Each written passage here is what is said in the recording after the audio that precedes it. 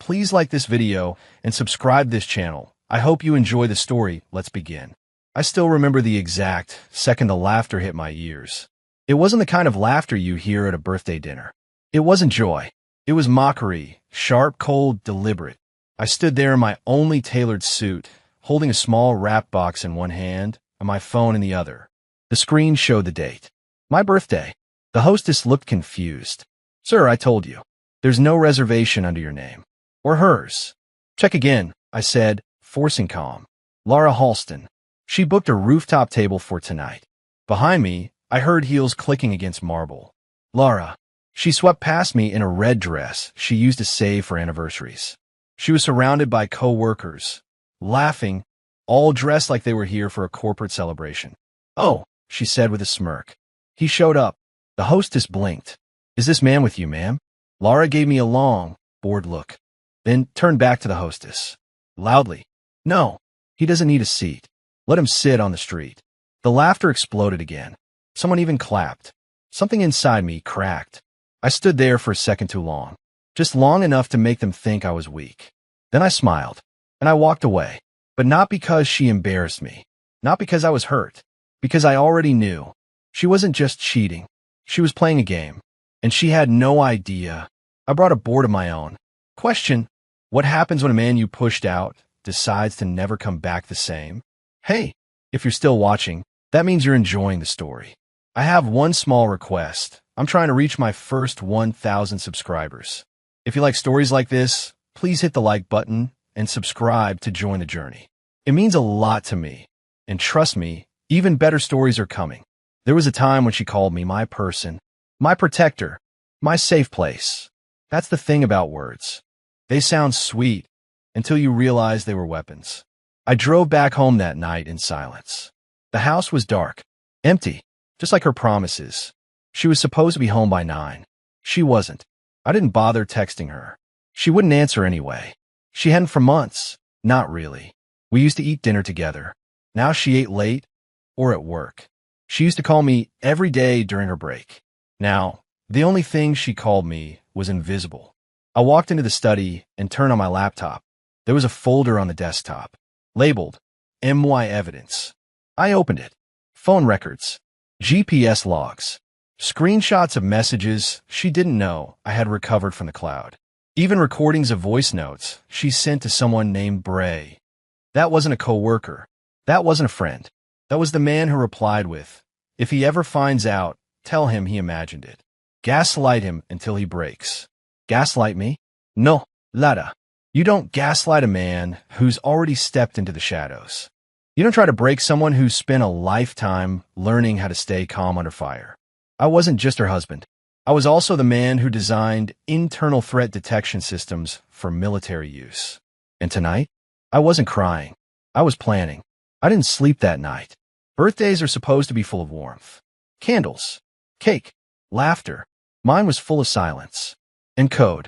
I was in front of my 3-monitor setup before the sun even rose. No lights. Just the glow of the screens and the quiet click of keys. In one window, the tracking data from Lara's phone. She had left the restaurant an hour after I did. Went to an apartment across town. Not ours. Not her sister's. Bray's. She'd renamed him Carla in her phone. Clever, but not clever enough. Another window. Surveillance feeds I had tapped months ago. I never wanted to spy on her. I truly didn't. But I needed to know. And now I did. She walked in. He was waiting with wine. They kissed like they'd done it 1,000 times. Then she laughed, just like she laughed when she told the hostess I should sit on the street. The box I had brought to the restaurant? It wasn't for her. It was for me. Inside was a black drive. Encrypted. Labeled. Operation Rebirth. Because that's what this was now. This wasn't heartbreak. This was war. And Laura Halston had just declared it with a smile and a wine glass. She didn't know it yet. But the birthday she ruined would become the day I rebuilt everything without her. He hadn't called. No angry texts. No guilt tripping. No shouting. Nothing. That's what made her nervous. Men like Logan didn't just walk away silently. They analyzed. They waited. And when they moved, it was never random. She sat across from Brandon, her boss, her affair partner, her current obsession. at a corner table in a dim-lit lounge. Are you sure he's not the clingy type? Brandon asked, sipping his whiskey. She scoffed. He's harmless. He's been my shadow for years. Quiet. Boring. Predictable. But he showed up. That wasn't predictable. She paused. Brandon was right. Logan showing up, after everything she said, wasn't like him. Neither was the way he walked away. He didn't argue. He didn't ask why. He smiled. That wasn't Logan. She checked her phone again. Still nothing. A message from her friend popped up instead. Was it really necessary to do that to him in public? Lara stared at it, then locked the screen. What did they know? Logan wasn't the victim here. He was a ghost. Her career was rising. Her life had momentum. She deserved someone better. Someone like Brandon. Powerful, respected. Someone who didn't ask what she wanted for dinner. Someone who didn't cling to dusty promises of forever. She downed her drink. I'm not worried about my husband, she said. Her voice low, sharp. But Brandon didn't respond. He was staring at his phone now. Eyes narrow. And he said 4 words she didn't expect. Someone's watching us, Lara. Being a husband meant something different to Lara. To her, it was leverage. A role she could weaponize. Smile in public. Twist the knife in private. But me? I still remembered our vows. Every word. Even if she didn't. And tonight, I finally confirmed what I suspected all along. She never wanted a husband. She wanted a trophy. A puppet. A quiet man she could control while she built her empire. She once joked to her friends, he's more lab coat than man. They all laughed. I laughed too back then. But behind my silence was memory. Precision. I remembered everything. Her fake compliments. The night she said she accidentally deleted our anniversary photos. The way she always turned her phone face down when I walked in. The lipstick stains on receipts for dinners I never ate. She wasn't a wife. She was a strategist in heels. A master at gaslighting. But I was done being her chess piece. I pulled up the legal documents I had quietly prepared last week. Separate bank accounts. Asset backups. A trust fund moved under an alias. I didn't react to betrayal like other men. I studied it. I anticipated it. And then I dismantled it quietly. I opened a burner phone and texted a single line to an anonymous legal assistant I'd hired. Activate Phase 1. The reply came within seconds. Initiated. I leaned back in my chair. For the first time in years, I felt calm. Because she thought she married a scientist. But she forgot I was also the architect of my own revenge. She woke up the next morning, groggy from too much wine and too little sleep. She reached over to grab her phone. No messages. Still nothing from Logan. She rolled her eyes. Pathetic. Brandon had left before dawn, muttering something about early meetings. He didn't even kiss her goodbye. She stared at her reflection in the mirror. Makeup still smudged. Mascara like war paint. She didn't look like the confident wife who told her husband to sit on the street. She looked tired. She shook it off, got dressed, and called her best friend, Tegan. Did you see his face last night? Lara asked, chuckling. Tegan was quiet. Lara, we didn't have to go that far. Go that far? He's had it easy for too long. He didn't deserve a seat. Still, Tegan replied. He didn't even argue. That wasn't like him. Lara stiffened. Exactly, she said. That's what's bothering me. She opened her laptop, logged into work systems. But her password didn't work. She tried again. Wrong password. She clicked forgot password. Error. User does not exist. What the hell? Her heart thudded. She tried accessing her side project server. Denied. Her cloud drive. Denied. Email. Blocked. Then, a notification popped up. Your access has been revoked. Contact administrator. But she was the administrator. Or she used to be. Her phone buzzed. A text from an unknown number. Didn't think I'd notice, did you? She dropped the phone. For the first time in a long time, Lara Halston felt the flicker of something she hadn't felt in years. Fear. The restaurant's reservation system wasn't easy to crack, at least not for most people. But Logan had built digital backdoors into systems 10 times more complex. This was child's play. He leaned back in his chair, watching the screen light up with a list of Lara's past bookings. She had reserved exactly 14 seats that night. 14. And in the comments to the hostess, do not add any last-minute guests, especially not my husband. Logan zoomed in on the timestamp. It was edited just an hour before he arrived. She wanted it to sting. She wanted witnesses. He downloaded the footage from a security cam in the corner of the rooftop bar. Angle was perfect, caught her laughing, sipping wine, tossing that snide look his way. He saved the clip in a folder labeled Assets, Public Strike Phase. Next, he created a decoy Gmail account. Attached the video. Subject line, "Is this your director?" Recipients, HR heads, local journalists, a few LinkedIn insiders. Laura never even noticed watching her. He didn't hit send. Not yet. Because the best revenge? It wasn't loud. It was timed. He whispered under his breath, "You reserved your seat in hell, Laura." Then he clicked schedule. The whisper campaign had begun. Logan didn't scream. He planted seeds. He created a burner Reddit account and dropped an anonymous thread. Ever worked with someone who climbed the ladder by stepping on their husband's back? Asking for a friend. It exploded. Dozens of replies. Some thought it was fake. Others chimed in with stories that sounded eerily similar. A few even tagged Lara's company. Then he sent a simple message to a group chat of Lara's co-workers. Funny how people change, especially when they think no one's watching. No name, no context, but the paranoia hit hard. Screenshots were forwarded. Private Slack chats got weird. Laura noticed the energy shift. She asked Tegan, "Why is everyone acting so cold?" Tegan shrugged. "Maybe they finally see who you are." Back at home, Laura went through her laptop and found a folder she didn't remember creating. It was titled, "Any Regrets?" Inside, a video, her voice, her face, mocking Logan to Brandon. She hit pause, hands shaking. She had no idea how that footage even existed. She looked around the empty house, and for the first time, she started to feel like she was being watched. She opened the front door, and there it was. In the middle of their front porch, someone had placed a single metal chair. Plain, scratched, rusted. Taped to the seat was a sticky note. "Enjoy your throne." She spun around, checking the street. Empty. No delivery vans. No suspicious figures. Nothing. She dragged the chair inside, locked the door, and turned every light on. Across the city, Logan watched from a distance, hidden in a parked car just 2 blocks away. He didn't need to see her face. He already knew what fear looked like. He once wore it, years ago, when she shattered his pride with a smile. But not anymore. That seat wasn't just a symbol. It was a promise. Soon, she'd sit in a far worse place.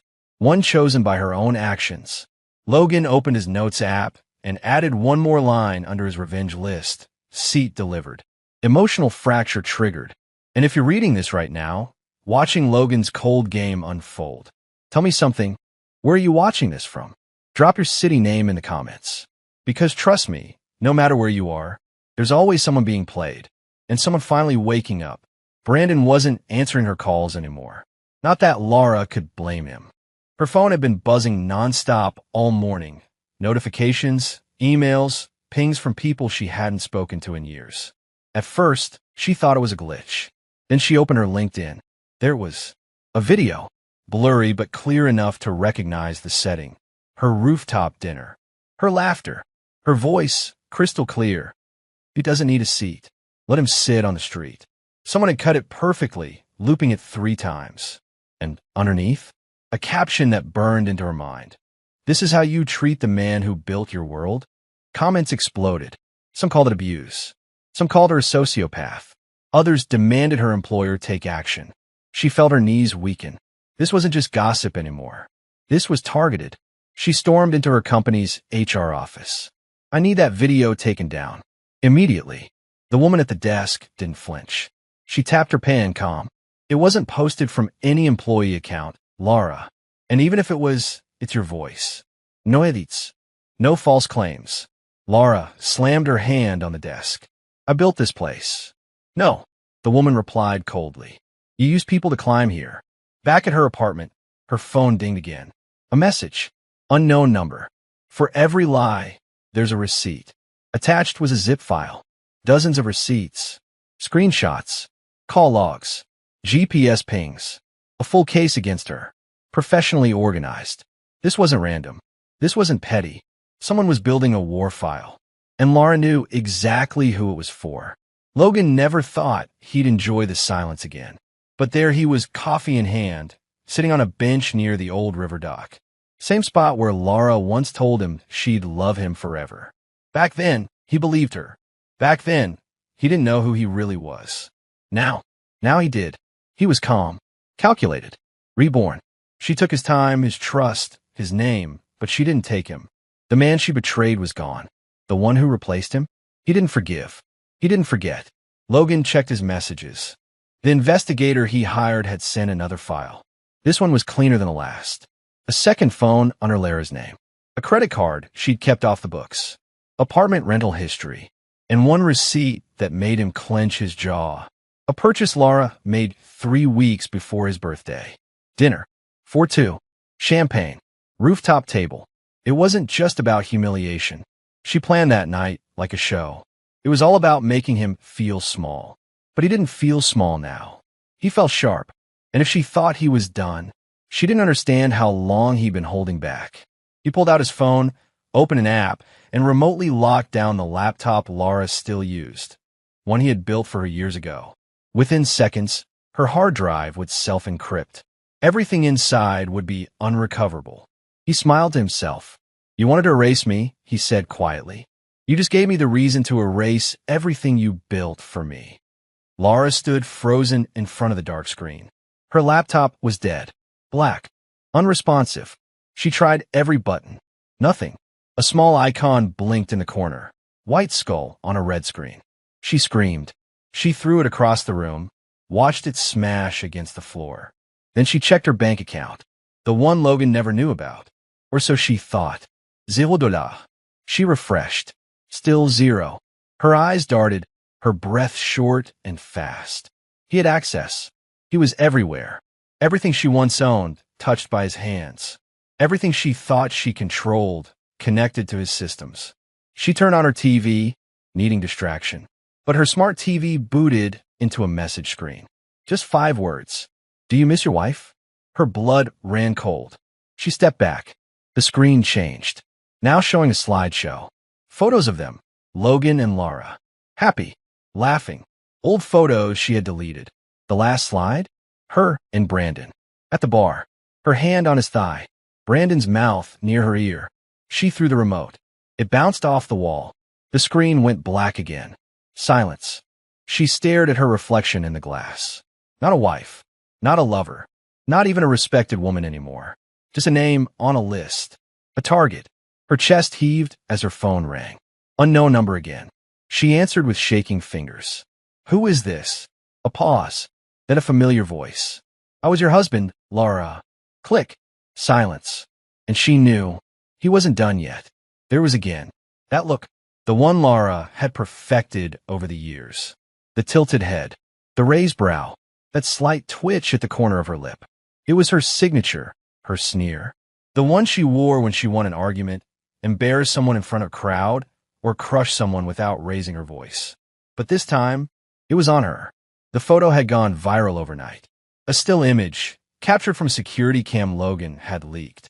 Lara, holding a wine glass, mid-laugh, while Logan stood outside the restaurant, clearly stunned.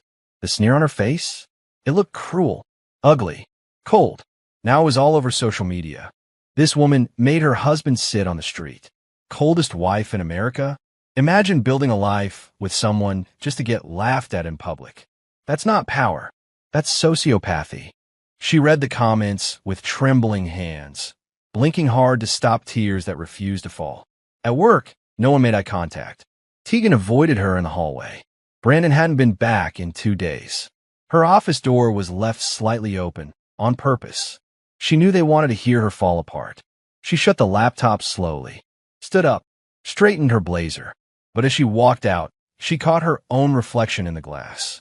She tried to recreate her old sneer. That powerful, mocking expression she once used to crush people from the inside. But it didn't fit anymore. Not on this face. Not after being on the other side of it. She wasn't the one doing the humiliating anymore. And deep down, she knew she never really deserved to. The chair was still there. Same scratched paint. Same rusted legs. Now, in the center of her living room. She didn't remember bringing it inside. But it was there. Every morning. Waiting. She stared at it like it would speak. Then one night, after hours of trying to reset her bank passwords and calling Brandon on repeat, she cracked. She sat in it. Hard. Arms folded. Legs tight. "I'm not scared of you," she whispered. The room didn't answer, but her phone buzzed. New message. Unknown number again. "You finally Saturday." Her stomach dropped. A second message came in. "Feels different on this side, doesn't it?" She stood up fast, pacing now. Every room suddenly felt wrong, like the walls were watching. She opened every drawer, checked under the bed, looked behind the TV. Nothing. No cameras. No box. Nothing she could see, but she still felt it. That pressure, the feeling of being studied. Her phone buzzed again. "Tell me, Laura, do you remember how you smirked when I walked away?" "I do. I remember everything." She screamed and threw the phone across the room. It shattered against the floor. She stood there, chest heaving, hands shaking. This wasn't paranoia. This wasn't just revenge. This was punishment. Calculated. Controlled. And she knew exactly who was behind it. But she didn't know where he was, or how far he was willing to go. Logan watched the lights in Lara's condo flicker off, one by one. He didn't need to be inside to know what was happening. He could feel it. The fear, the frustration, the helplessness. All the things she used to make him feel were now crawling under her skin. And the irony? He hadn't even touched her yet. No threats, no violence, no contact, just exposure, just truth. He leaned back in his seat and opened his notebook. Inside were scribbled timelines, access codes, mapped out strategies. At the top of the page, written in bold black ink, on triggers psychological collapse. Initiated. He had to be careful now. She was unraveling faster than expected, and panic could lead her to make mistakes. Mistakes that could drag others in too early. His goal wasn't chaos. It was precision. He had always believed that the worst punishment wasn't loud. It was quiet. It was making someone watch as their own actions turned against them, letting them sit in it. So when the moment came, she wouldn't blame anyone else. Not Brandon. Not her co-workers. She'd know. She was always the weapon. And now, she was the one bleeding from the inside. Logan turned the page in his notebook and drew a box. One word inside it. Public. The next phase was coming. Lara had only felt private shame so far. Now it was time for the world to watch her fall. The building buzzed with whispers. Lara stepped into the office Monday morning, and something felt wrong. Not just awkward stares. Not the silent elevator rides. Not even the fake smiles. This was different.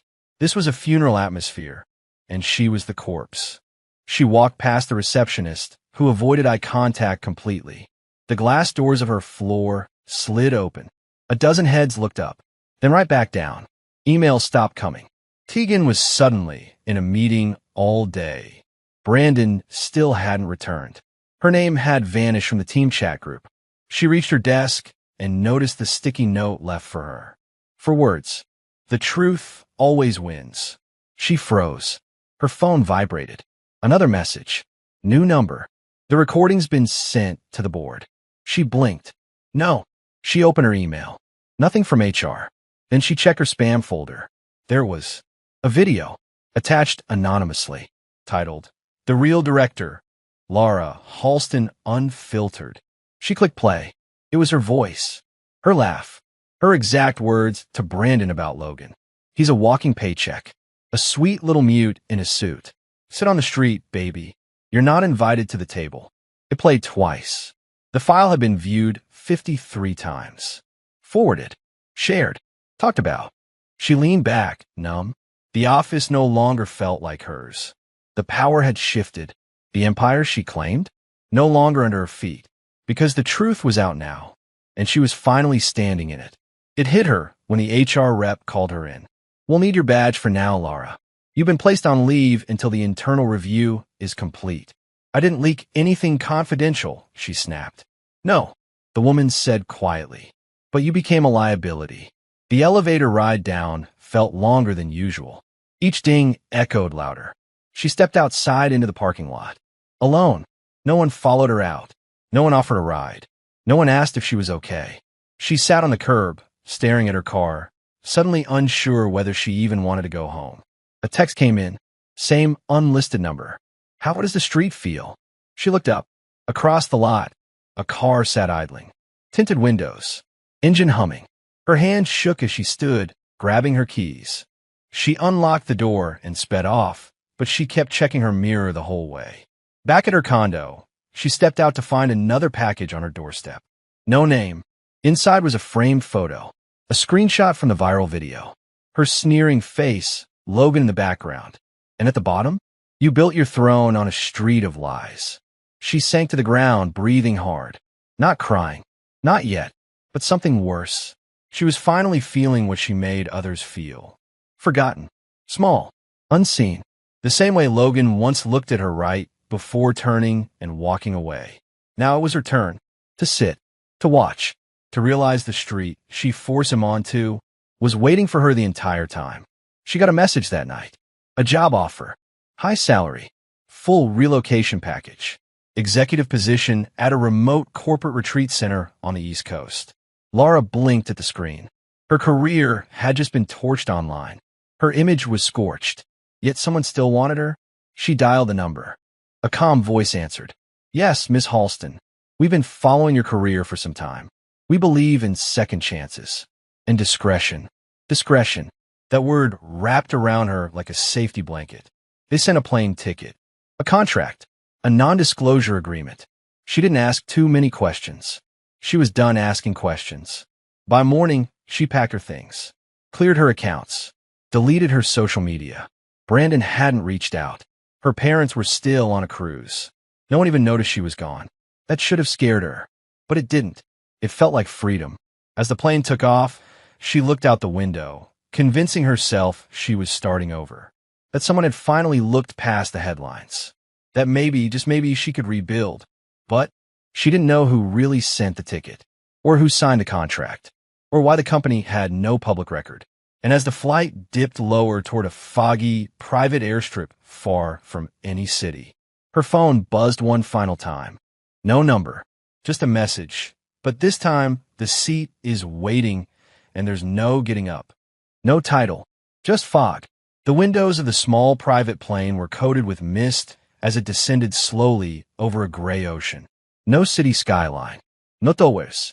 No signs of life. Just endless trees and an airstrip cut from nowhere. Laura clutched her handbag tighter, stealing glances at the two other passengers.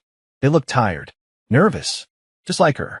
When the wheels hit the runway, no welcome music played, just a soft mechanical voice overhead. Please collect your belongings. Transportation will meet you shortly. Outside, a man in a clean white uniform stood next to a sleek black SUV. Ms. Halston, he asked, clipboard in hand. She nodded. He didn't offer a smile. The ride was silent. The road was long. Trees blurred past. The island didn't feel tropical. It felt hidden. Then, through the thick branches, a building appeared. Modern, cold, impossibly clean, like it had been dropped there from another world. Her villa had everything: luxury furniture, ocean view, even a tablet labeled orientation. She pressed play. A recorded voice greeted her. Female. Robotic. Welcome to the Arco Initiative. Here, we believe in transformation. Privacy. Renewal. Please relax and enjoy your adjustment period. The video ended. The screen went black. Laura waited. No one knocked. No one called. Hours passed. She sat on the bed, staring at the sliding glass doors leading to a balcony. The silence wasn't peaceful. It was scripted. This place wasn't a job. It was a sentence. And the moment her name was entered into that system, the game had truly begun. By the second day, Laura had walked the entire compound twice.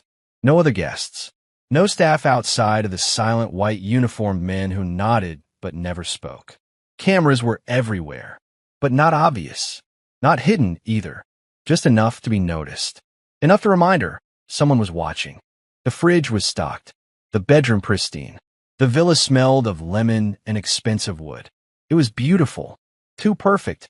Too empty. On the third morning, she found an envelope on her doorstep. No name. Just 3 typed words: sit, watch, regret. She gripped it with shaky fingers and stepped inside. The The TV turned on without her touching it. Static. Then it began. Clips. Silent video of her laughing with Brandon. Her mocking Logan. Her voice saying sit on the street. Her emails. Her bank records. Her secrets. It was like someone had downloaded her entire past and organized it into one hell of a slideshow. She backed away from a screen like it might catch fire. And then it changed to a live feed. Her condo. Her old office. Her mother's nursing home lobby. Brandon's apartment. All from hidden cameras. She tried to shut it off. Nothing worked. The feed followed Brandon now, packing bags, looking over his shoulder. Run, she whispered to the screen. Just run. Then the feed cut to black. A message appeared. You watch me suffer. Now, I return the favor. Her breath caught in her throat. There was no job here. No offer. No chance to start over. There was only this island. And whoever put her here wasn't finished. She tried to regain control. Made her bed every morning. Cooked meals exactly at 8 a.m. Tried to pretend this was a retreat, not a cage. But the silence crushed her. The screens were always off during the day, but every night they came back on, playing more of her worst moments. And now voices. Her voice. Twisted. One night, as she tried to fall asleep, the speakers embedded in the villa played a sentence she once whispered to Brandon in a car. He's too broken to fight back. He just takes it. It's pathetic, really. She covered her ears. The lights flickered. A new message appeared on her tablet. You played God with someone else's heart. Now, play with your own. The screen flashed open to a psychological test, one she didn't remember ever taking. But all the answers were already filled in. Each response made her look like a narcissist. Cold. Manipulative. She couldn't edit anything. She could only watch. The final page displayed her name. And under it, classification, active emotional predator. She screamed. Through the tablet. It cracked but didn't break. A calm, automated voice filled the villa. Anger noted. Pattern confirmed. Subject is consistent with self-centered, delusional behavior. She ran to the front door. Pulled. Yelled. No answer. No exit. This wasn't a job. It wasn't a punishment. It was a mirror, held up by the one person she believed was too weak to ever fight back. She slid to the floor, breathing hard. The door stayed closed. But she finally knew. She wasn't on her terms anymore. She was on his.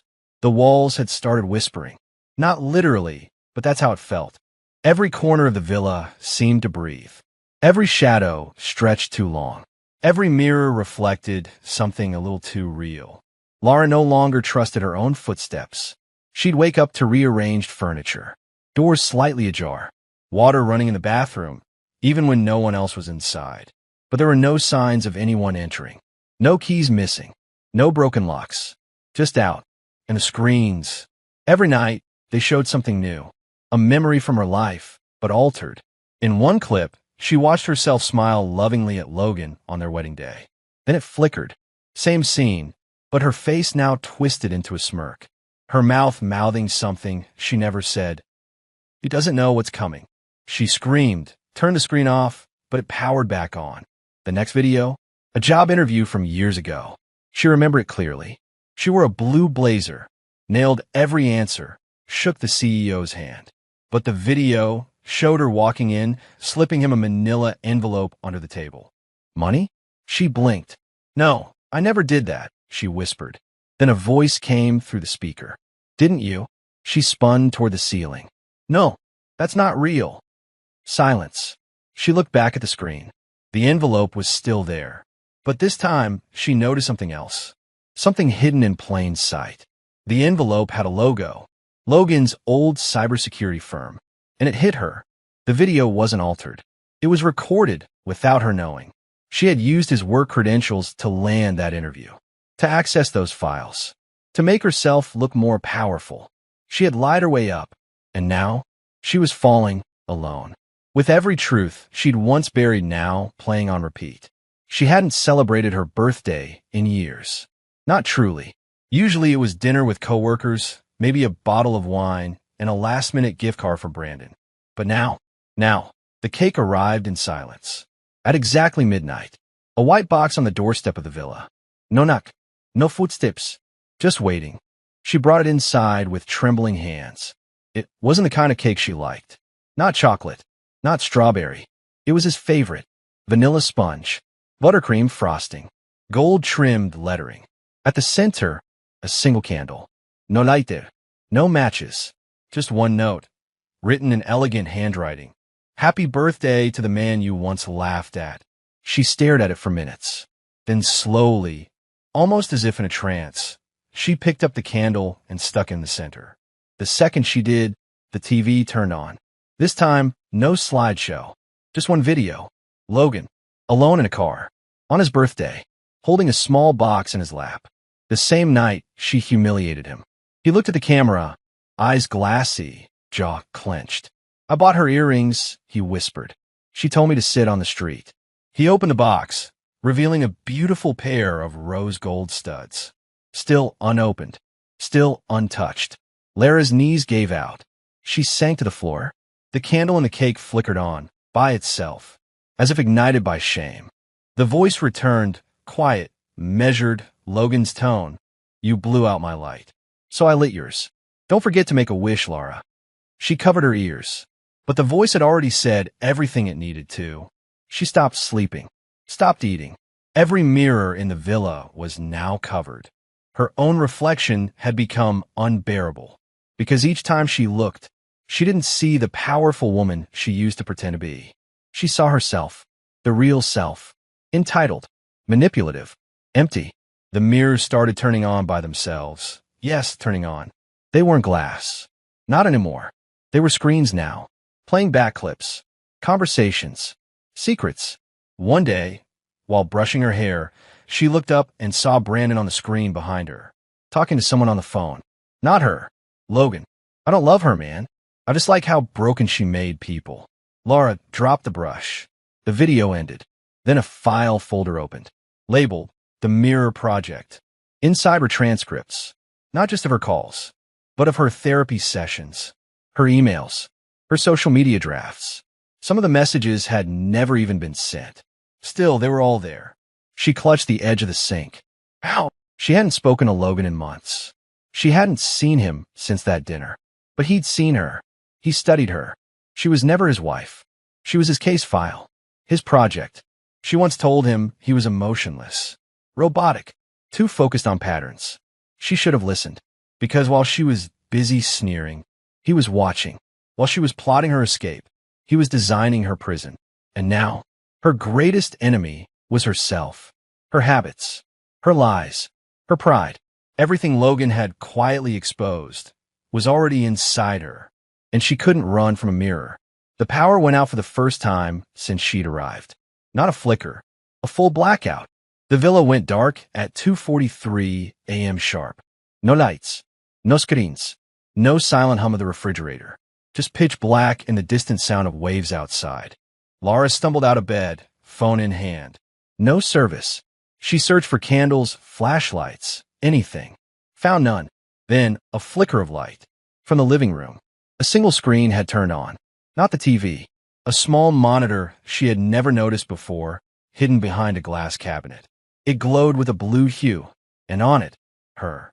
From earlier that day, walking into the bathroom, changing clothes, checking her phone. The time code proved it. Someone had been recording live. She gasped and backed away. On cue, the main television clicked on. A new video began. Office meeting footage. From months ago. Her, talking to the senior board at her company. Smiling. Poised. Respected. Then, layered audio slipped in.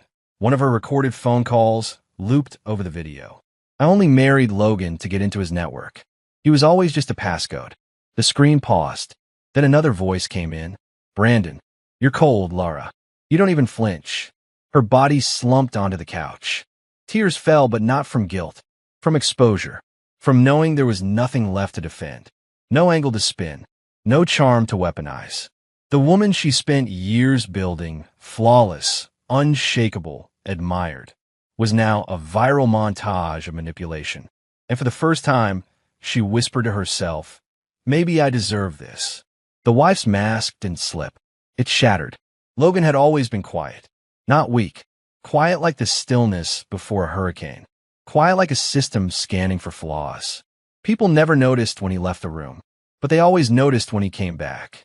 He stood in front of a wall-sized monitor now, his own private network built from scratch. Every feed wired into the island. Every signal bounced off military-grade proxies. He didn't do this for attention. He did it for survival. After the birthday dinner, he nearly broke. Not from heartbreak, from the publicity of his humiliation. He saw the videos, the laughter, the smug looks, and something in him clicked.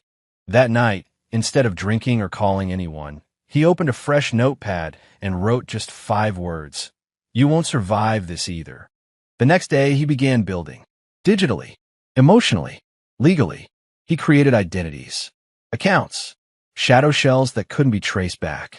He watched Lara from a distance for months, learning her routines, her passwords, her second phones.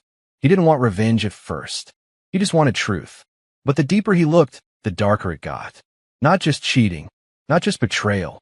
She had used him for access, for status, for money. He found signed NDA copies. Her name forged, his company's data lifted. It wasn't just personal. It was criminal. So he rebuilt himself, not as a man seeking closure, but as a man preparing consequences. Because she didn't just break a marriage. She tried to erase him, and she didn't think he'd survive. But Logan didn't just survive. He turned survival into strategy. And now, she'd feel every step of it. The next package arrived at dawn. No tape, no label, no sound, just sitting at the door like it had grown there overnight. Inside, a single sheet of paper, typed, precise. This is your formal resignation letter. Effective immediately. Signed, dated, forwarded. She blinked. It was her signature, the real one. She checked the date. It was backdated 3 days. Before she even boarded the plane, she flipped the paper over. Another line. Your seat has been filled. Her hands trembled. Back at the office, her profile was gone, scrubbed clean from the company's site. A press release had gone out. We thank Lara Halston for her service and wish her well in future endeavors. No scandal. No mention of her downfall. Just erasure. Total. Clean. Merciless. She stormed through the villa, throwing objects, screaming, sobbing. But no one came.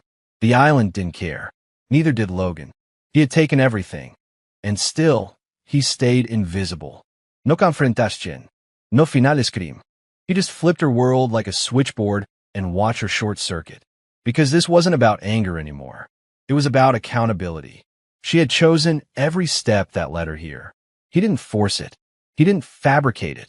He simply revealed it, piece by piece, until she could no longer lie to herself. She clutched the letter and whispered the words she never imagined she'd say. Please stop. But Logan wasn't listening. Because when you reserve no mercy, you leave no room for forgiveness. Only truth. She waited until the guards changed shifts or whatever they were. They never spoke, never showed faces, just moved in and out of sight like shadows, dressed in white, always watching. But that night there was a window. She used it. A dirt path behind the villa led through the woods. Every tree looked the same, every turn a blur of green and fog. But she kept running. Her breath came in short, sharp bursts. Twigs sliced her legs. Her hands trembled. She didn't care. All she wanted was out. Then through the trees she saw it. A dock. And moored to it, just bobbing lightly with the water, a small sailboat. She ran to it, knees buckling, adrenaline surging. The keys were in the ignition. The boat was fueled. A compass, a radio, even a snack pack. Everything ready like it was waiting for her. She didn't stop to question it. She started the engine. It purred to life. The boat peeled away from the dock slowly, turning toward open ocean. Freedom. Finally. She let out a shaking laugh. I did it. 10 minutes out, the engine sputtered. 15 minutes, dead silence. The radio flickered on. A voice came through. Calm. Male. Familiar. You're very good at making the same mistake twice. Her breath caught. Logan, you thought this boat was an escape. I designed it as a test. She stood frozen, the wind whipping her hair. You don't run away from what you built, Lara. You float in it. Until you realize you're not going anywhere. She dropped to her knees as the boat began to drift in slow circles. On the dashboard, a screen lit up. It played the rooftop dinner again. Her line, "Let him sit on the street." And his silence. Hours passed. The boat drifted aimlessly. The engine locked, the wheels stiff like stone. Laura sat in the center, legs folded beneath her, arms wrapped tight around herself. The wind was cruel. The ocean was gray. The horizon offered no promise, only more silence. Then the second screen came alive. Not the dinner. This time, her childhood home. A memory. Grainy footage.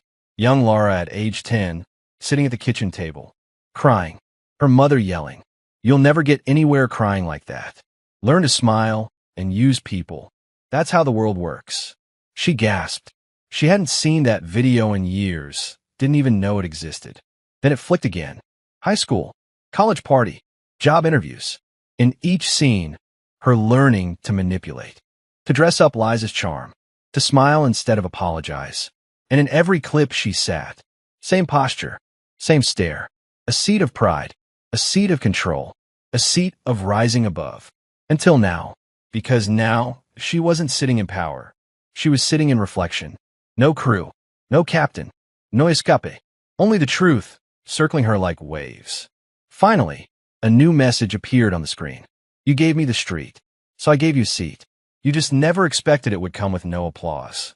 The boat beeped. Autopilot engaged. It began steering back to the island, back to the mirror, back to the man she thought she had erased. She didn't speak for hours after returning. The boat docked itself, just like it started. The same white uniformed guards waited at the shore. No one restrained her. No one dragged her back. She walked on her own, back into the villa, back into the stillness, back into Logan's trap.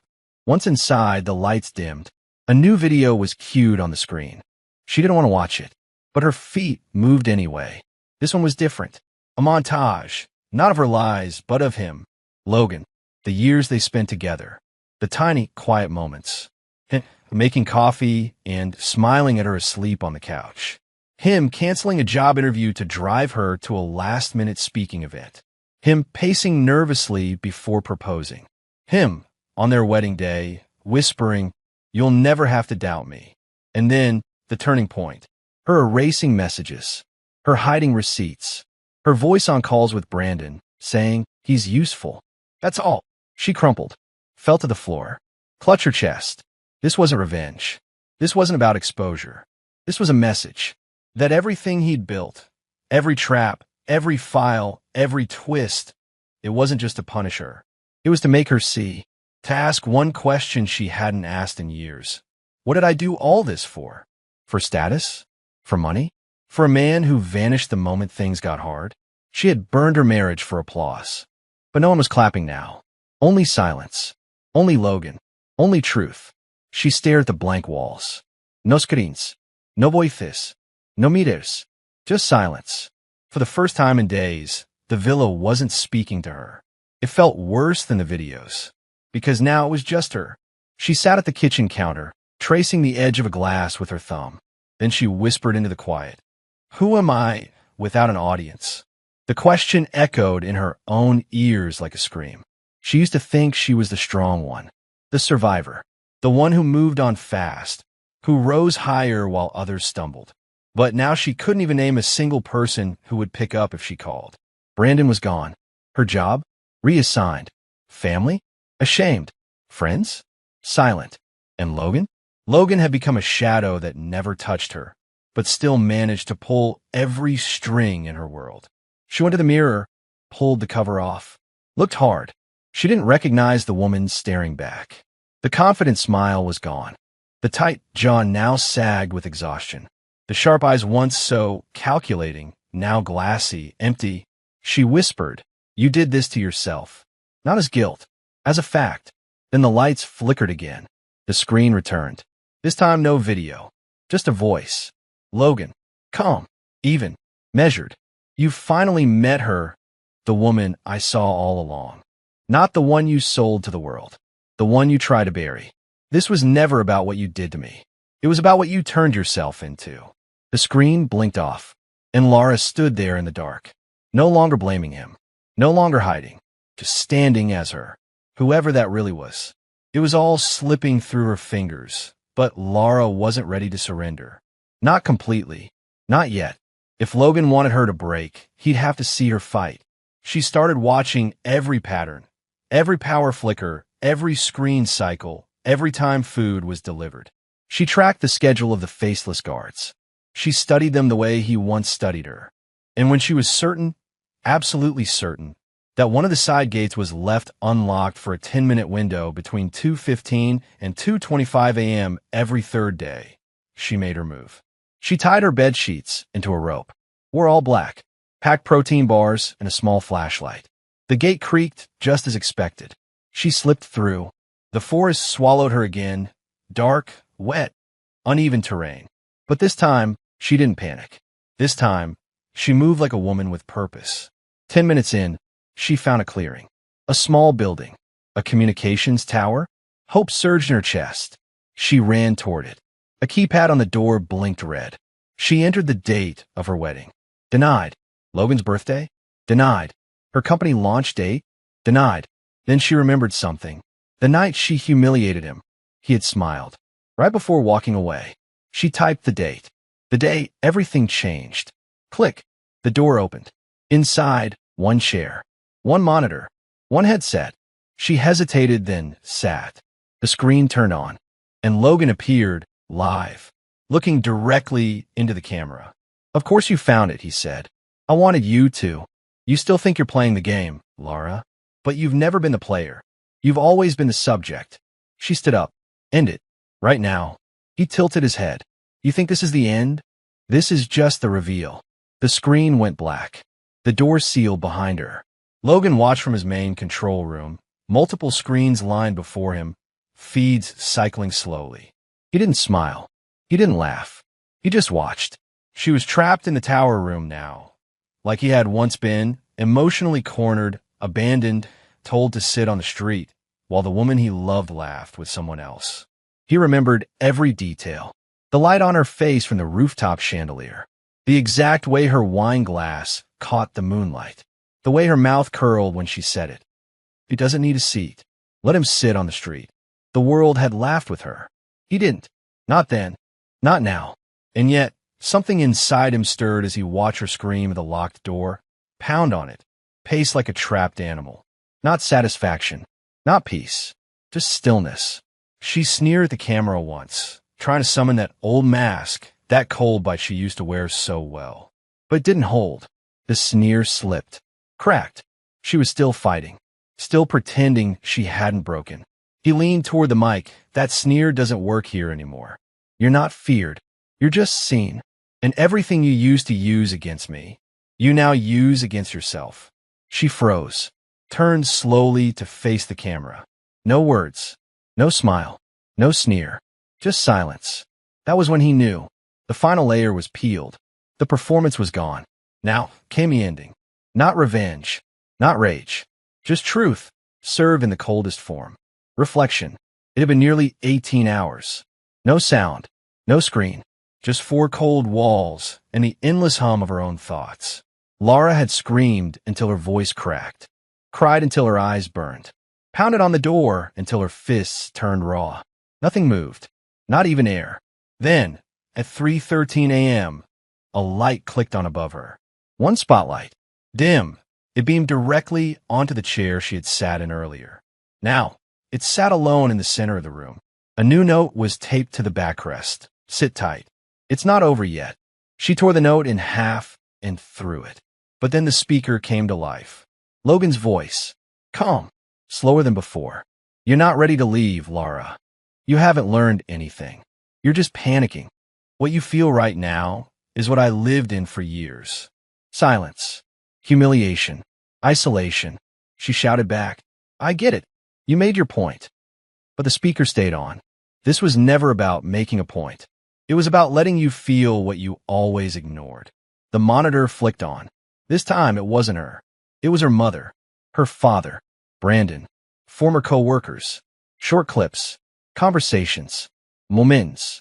Each of them talking about her. After she left the room. She scares me. I never know if she means what she says. You always leave feeling smaller. Each word stung harder than the last, because none of it was lies. She dropped to her knees, hands shaking. The chair behind her waited in the light. But this time, she didn't sit. She knelt, and for the first time in her life, she listened.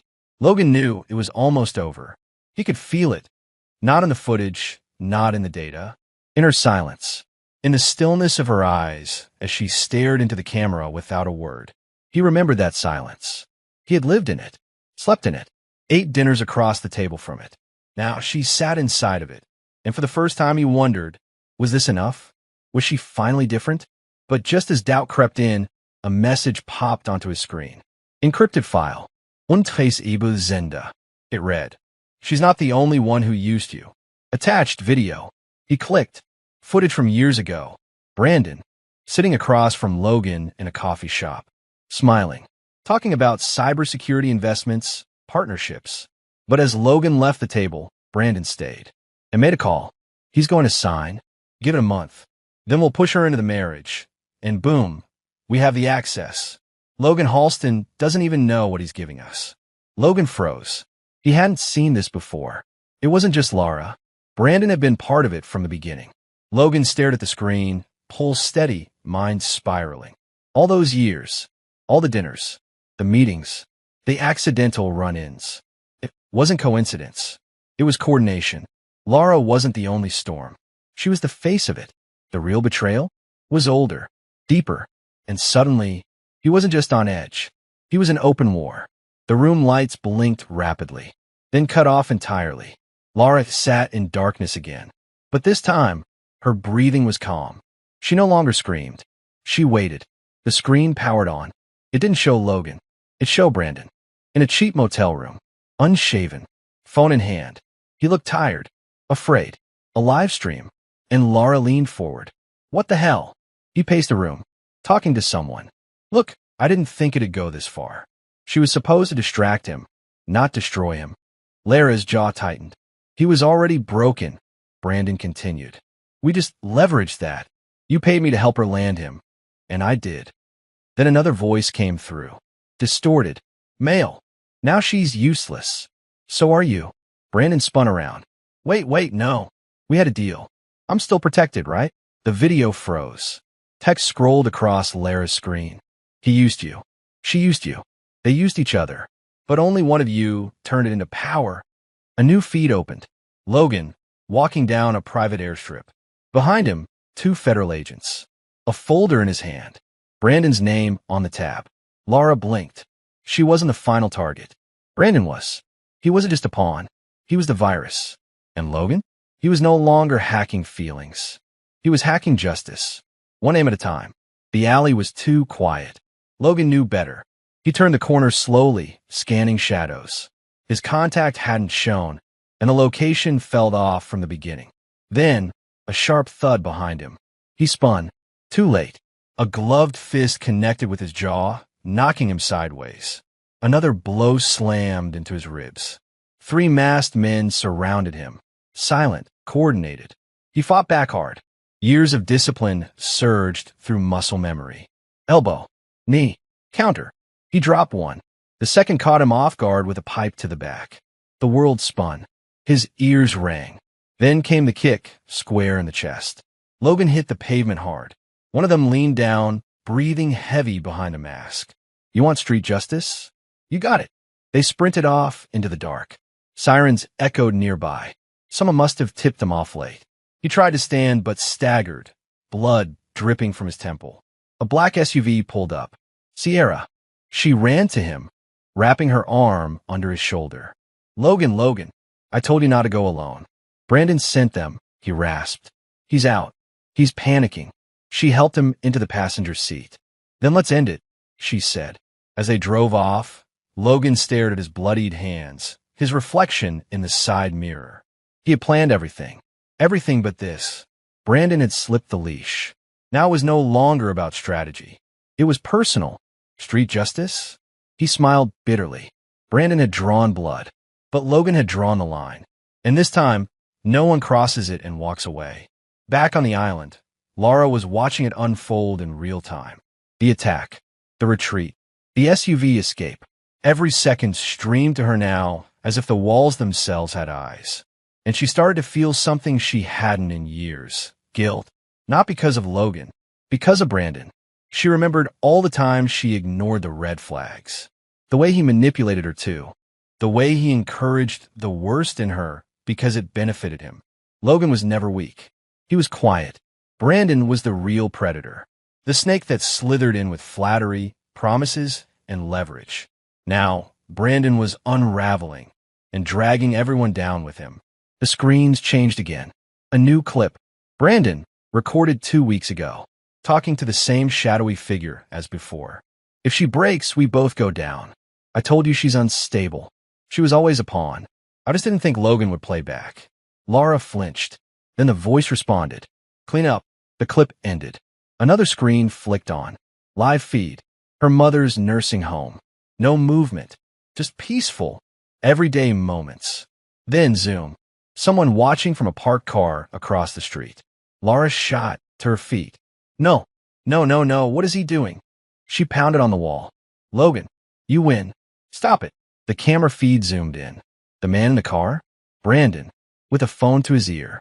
Eyes on the building. Laura backed away slowly. Shaking. She wasn't just cornered anymore. She was being baited. Brandon was using Logan's deepest pressure point, and she was the only one who could warn him. If Logan gave her the chance. 2 hours later, Lara's villa door unlatched. It swung open with a low hiss. No alarm. No announcement. Just a path. She walked out barefoot, stunned. No guards. No cameras. No restrictions. A vehicle waited at the end of the trail. Black. Tinted. She approached slowly, expecting a trick. Instead, the back window rolled down. Inside sat a man in a charcoal suit. Not Logan.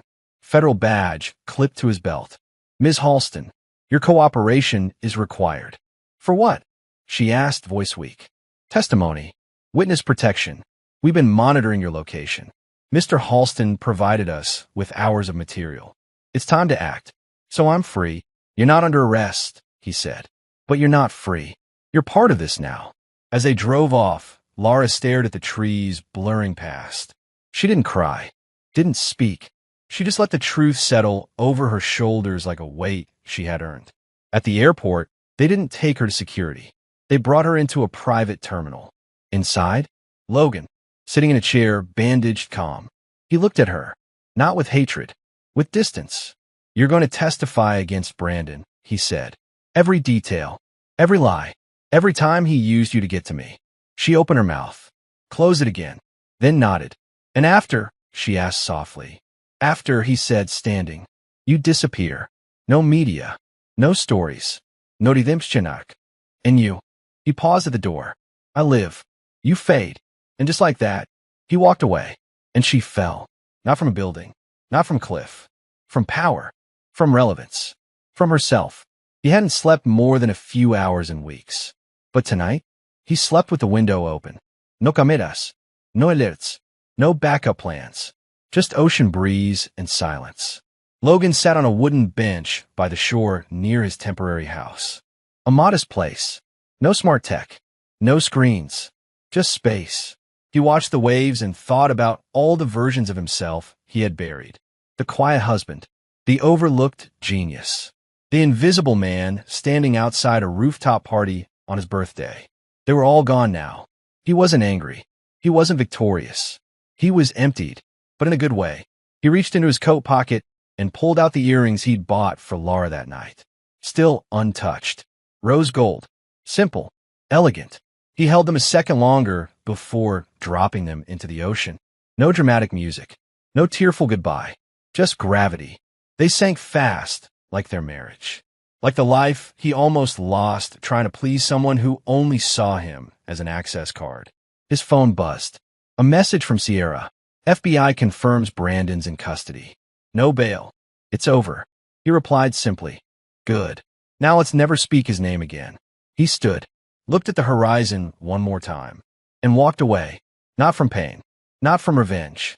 From a man he used to be. And for the first time in years, that felt like peace. The courtroom lights were dimmer than they looked on TV. The air, heavier. Sierra sat on the witness bench, heart steady, voice sharper than ever. She hadn't meant to be part of this. Not again. But when Logan called her, after years of silence, she'd known from the way he said her name that this wasn't about closure. It was about justice. Brandon sat just feet away, unshaven, eyes darting. His lawyers tried to paint him as a misunderstood executive. But the footage didn't lie. Neither did the financials. Neither did Lara's sworn testimony, played like a documentary in the court. And then Sierra stood. The prosecutor asked, "Ms. Hale, what was your relationship to the defendant?" "None. I knew the victim. I watched him be erased by two people who thought his silence meant stupidity." She locked eyes with Brandon. But he was never stupid. He was strategic. Brandon laughed under his breath. The judge glared at him. Sierra didn't flinch. They used Logan, then discarded him. But he rebuilt, quietly, without hurting a soul. And then he exposed them, one step at a time. That's not vengeance. That's resilience. Brandon shouted, "Oh, come on, he's no saint." The judge slammed the gavel. Sierra smirked. He never claimed to be, but at least he doesn't wear a mask. The jury watched her the whole time. She sat down, and inside she knew she had loved Logan once. Still might in some quiet way. But more than that, she respected him. Because while the world applauded loud victories, Logan's greatest move was the one that didn't need a spotlight. Lara stood outside the courthouse. No cameras chased her. No reporters called her name. She wasn't a scandal anymore. She was just forgotten. No job. No family. No home.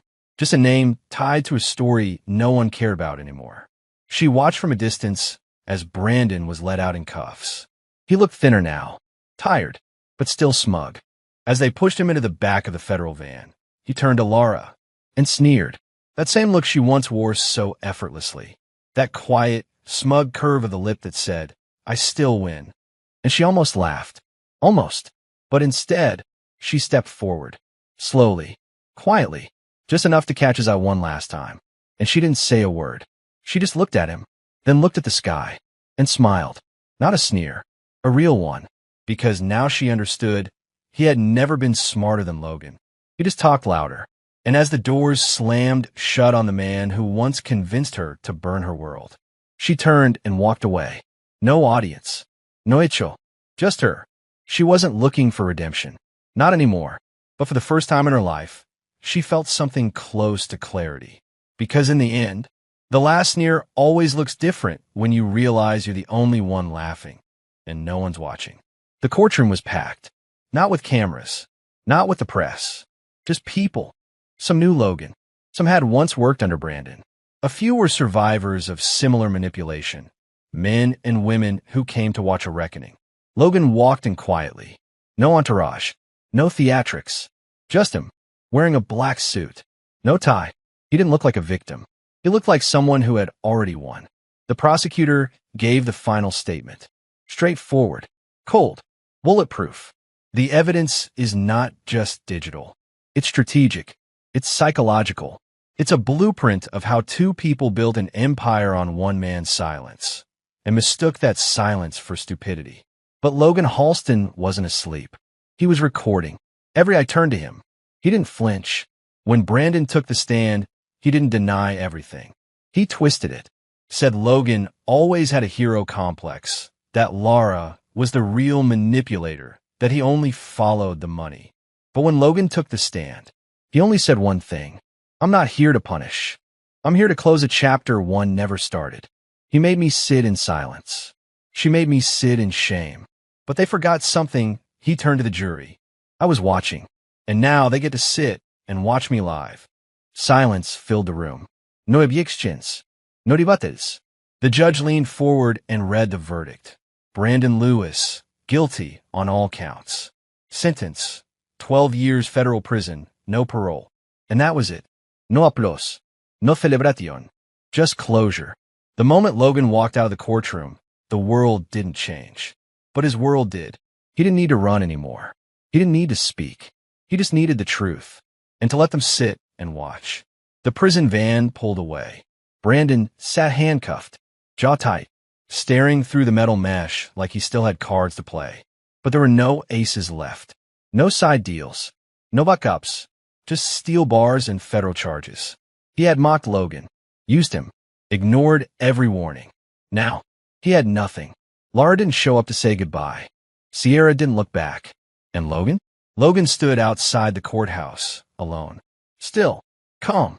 As Brandon passed by in the van, their eyes met for the final time. Brandon leaned forward. "You think you won?" Logan didn't answer. Didn't move. He just looked at him. One last time. Not with anger. Not with hate. With finality. The van turned the corner and disappeared. And Logan whispered to himself, "I didn't win. You just lost the only game you ever knew how to play." He walked away, hands in his pockets, shoulders relaxed. And as he turned onto the sidewalk, someone stopped him. A young man, maybe 20, nervous, holding his phone. "Excuse me, are you Logan Halston?" Logan paused. "Yeah, I just wanted to say thank you for showing the rest of us that silence isn't weakness." Logan nodded once. Sometimes silence is just planning. He walked off. The street was quiet, warm, familiar. Not like the street he once stood on years ago, outside a restaurant, humiliated on his birthday. No, this one felt different. Because this time, he chose it. Logan stood at the edge of the ocean. Same bench, same breeze. But he wasn't the same man. Not anymore. He didn't need closure. He didn't need revenge. Because this story was never about them. It was about what happens when a quiet man is pushed to the edge, publicly humiliated, emotionally buried, and left behind like an afterthought. It was about what you do when the love of your life tells you, sit on the street. And you do, but not because you're weak, because you're patient, because you're watching, because you're about to turn that street into your starting line. Logan slipped a folded letter into a glass bottle and tossed it into the waves. It didn't matter where it landed. It was for him, for the man he used to be. He walked away with no enemies left to chase, and no wounds left to heal, because they laughed on his birthday. But he smiled at the ending, and that's the difference. Now it's your turn, listener. You've walked every step of this story with Logan. You felt the silence, the storm, the rise. But let me ask you, how did you feel watching it all unfold? What would you have done if it were your name left off the reservation? Let me know in the comments below. If this story gripped your soul, make sure to hit like, share it with someone who needs to hear it, and subscribe for more bold, emotional thrillers like this. And don't forget to tap that bell icon so you never miss the next storm that starts in silence. Drop your thoughts below. Who was right? Who deserved more? Was this ending justice or just survival? Let's talk in the comments. Because sometimes, a simple sit on the street is how the strongest stories begin.